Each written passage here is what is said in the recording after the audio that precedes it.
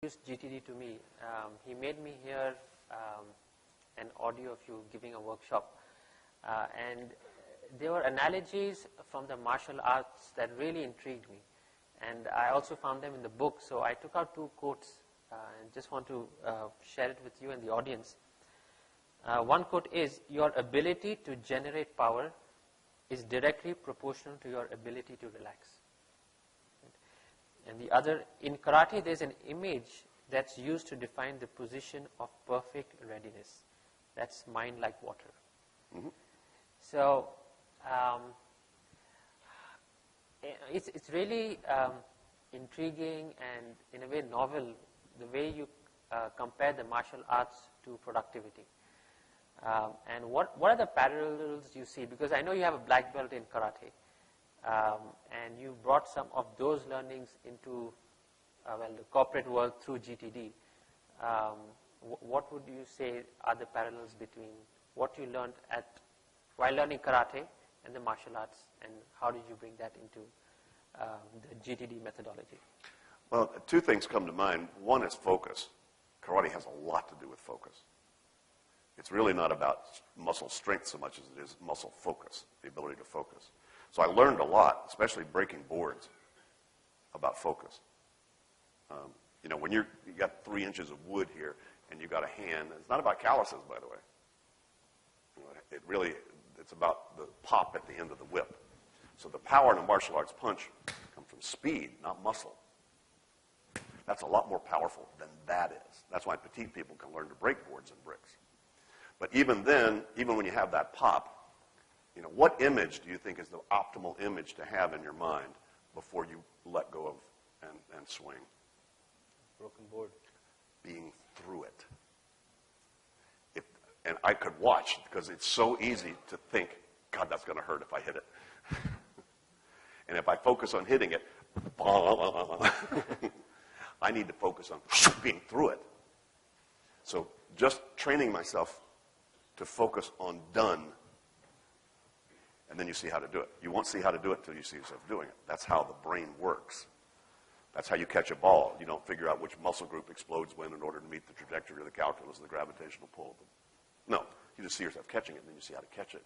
And you do stuff, they still don't quite know how all that complexity happened. So we're doing that all the time, but to become conscious about a focus before you know how to do something, or before you have all the details. A lot of people don't want to think about an outcome until you can trust you know how to get there. You'll never see how to get there. You have to see the outcome before you can see through it. So that was a lot about focus. And a lot of it was really, a lot of the martial arts is about focus. And then the other thing is that you can't over or underreact. That's why the water analogy is so good, because water doesn't over or underreact to anything. It's very, very fluid. And so, if you take one meeting into the next, or you take home to work or work to home, that's not mind like water. You will over or underreact to things. That's why if you keep stuff in your head, you've got to give it more attention than it deserves or too much. So that ability to be in that sort of state where you are present, and then you can be open to what's really going on with as few preconceptions as possible. So that's part of what the Zen thing is. It's like, look, there's no conditioning. If you could get rid of your conditioning, you'd be in a very enlightened state. So a whole lot of it is how do you decondition yourself from prejudices or prejudging or pre-assuming what's going on, and just being totally open to what is. I had a guy that I interviewed last week who he'd been on a 10-day retreat where they couldn't write anything, they couldn't say anything, total silence. All they did was eat, sleep, and meditate. And he was a big GTDer, and of course, his brain got loosened up. It was like, all these things he wanted to write down, and he couldn't write anything down. He was like, So he said he spent about 3 days in kind of agony because he couldn't do the GTD process. He said about day 7 or day 8, he woke up in the morning and walked out and just looked at a leaf like he'd never seen a leaf before. He looked at a fly, just fly.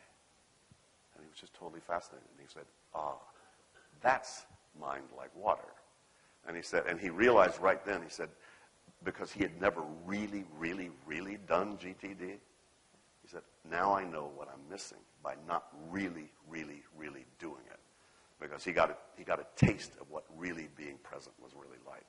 And he realized that, wait a minute, when I go back into my world, if I truly do the GTD process, then I'll be able to just look at a leaf. You know, and it's such a delicious place to operate from. Anyway, that's what comes to mind to me in terms of right now as you say that.